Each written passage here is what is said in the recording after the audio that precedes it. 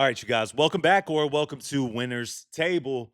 I got a new hot discussion on the table for you guys today, okay? So let's get into it. But before we do, if you will take 2 seconds to help the channel grow, I would appreciate it if you would just hit that like button and that subscribe button for me. If you like content like this, you're going to find a lot more of it over here.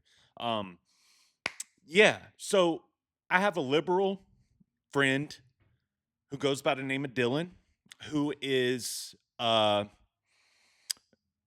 not religious. And I don't want to speak for him. We're going to get into this. We're going to do this on our podcast on Split the Difference as well, but I wanted to iterate the topic a little bit more than I'm going to be able to on the podcast by sharing this with you guys, and I want to know what you guys think. I want you guys to tell me in the comments what y'all think. What is the most beneficial way to change our country, to change our ecosystem? Is it the way we vote and fighting with the power of politics? Or do you guys think that it would be putting your faith in the Almighty and living your life out the way that God ultimately created you to live your life? I want you guys to really think about that for a second, because I imagine a bunch of you guys are already thinking like, oh, it's this. But I want you really to think about that, right?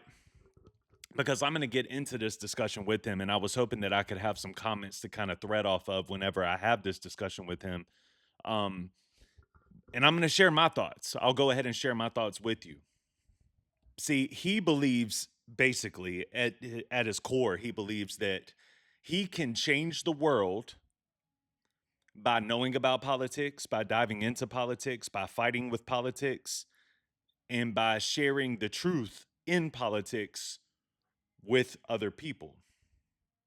I believe that I can change the world by sharing the good news about Jesus Christ. And if more people align themselves with Jesus, and more people align themselves with God's will for them, and more people align themselves with the scriptures, then our politicians would have no choice but to follow suit, or they wouldn't get votes. So I think that your faith and practicing your faith is the way to change the world. You see, I ultimately feel like fighting with politics is what got us where we are now. Personally, that's my thoughts. And I'm going to tell you why. I think that we are where we are today because people have fought with politics without the truth even being centered in what matters. Why is that? Why wouldn't people feel like the truth is what is more secure? Why would people associate themselves with this team ideology and say, well, no matter what this person says, you can't trust them because they're conservative, or no matter what they say, they're idiots because they're liberals? That type of team ideology is why we're in such an upset state and manner today. And I don't think that fighting with even the truthful aspect of politics is enough to get us out of that, because ultimately a lot of these people have grown up and they've learned to hate the opposition simply because they're the opposition. Whereas in our faith, we're taught to love our enemy. We're taught to love our enemy. We're taught to love our God with all of our heart. And to me, I mean, to me, the truth is the truth is in the pudding, right? Not the proof is in the pudding. The truth is in the pudding. Scripture has never led people astray. Scripture, believing in God's will, believing in Jesus Christ, has never led people to a hateful and destructive path. Not if you really believe in it, not if you really practice it. It's a net positive for society. Whereas I feel like politics, the proof is in the pudding with that one. Truth is in the pudding with scripture. Proof is in the pudding with politics. The proof in the pudding is that politics have obviously led us into a place of hatred and led us astray from the will of God in order to live in accordance to the will of man. Personally, that's my thoughts. That's the way that I see it. And get ready, get ready, get ready. Here's the craziest part. Even if I'm wrong about Jesus, let's say that my faith is falsified. Even if I'm wrong about Jesus, if I live my life in a biblical structure and in a biblical manner, it's still a net positive to society. But if you're wrong about your politics, which he would say that he's not, he would say, I'm not wrong about my politics. I've dived into this. I live it. I eat it. I sleep it. I breathe it. I'm not wrong. This is the correct. That's fine. But it's still destructive because if you align yourself as a liberal, the conservatives will obviously see you a specific way. And I think that he also sees conservatives in a specific way. He thinks they're moronic. He thinks they're crazy. He thinks that the right is, and he's rightfully so. A lot of them are moronic, and a lot of them are crazy, and a lot of them.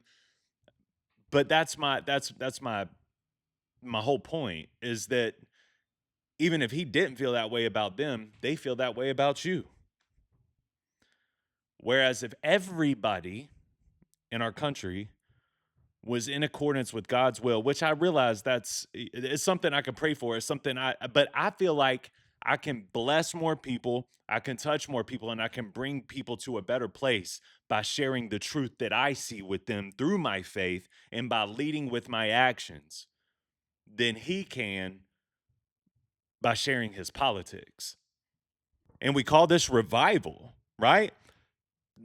By no accident. We call it revival because our spirits are revived. And what happens then is people are motivated and it's structured within them to live their life with purpose, to live their life in accordance to God's will.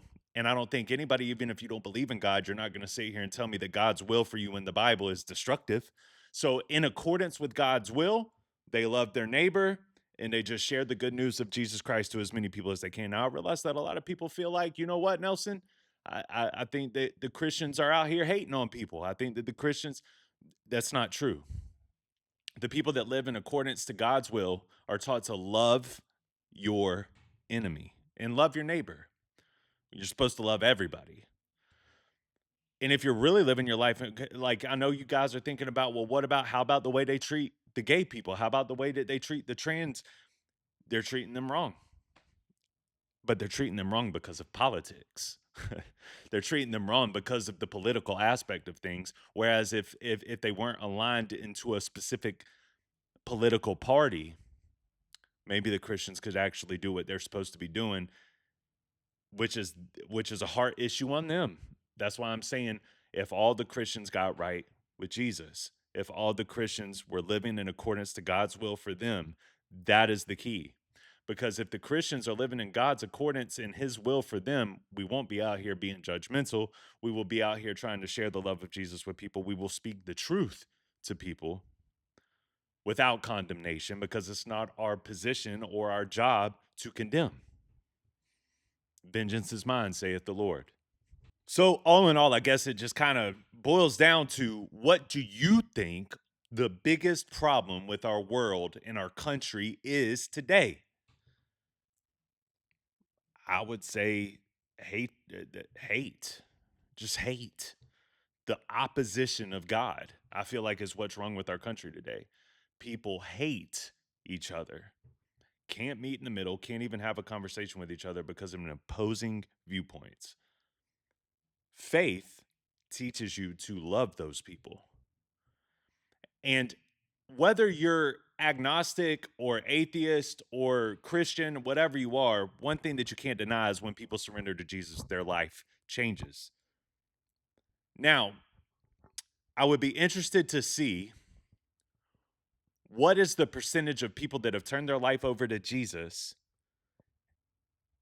and their life was led astray versus people that surrendered to politics and their life was led astray. And I don't want to conflate the two because a lot of people probably get saved and think that they align themselves with conservatives.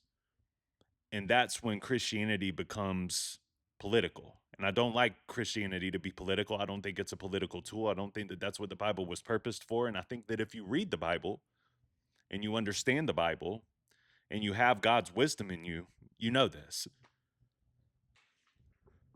So ultimately, I guess that's what it boils down to is we have a hate problem and a sin problem. My way out of that is by turning your life over to Jesus. And I think that politics is a major reason and why we are in that place today. That's my two pennies. I don't think that you can say that Christianity is the reason why we are where we are today. I don't think that you can say it's a Jesus problem. I think that Jesus is always the solution. Always.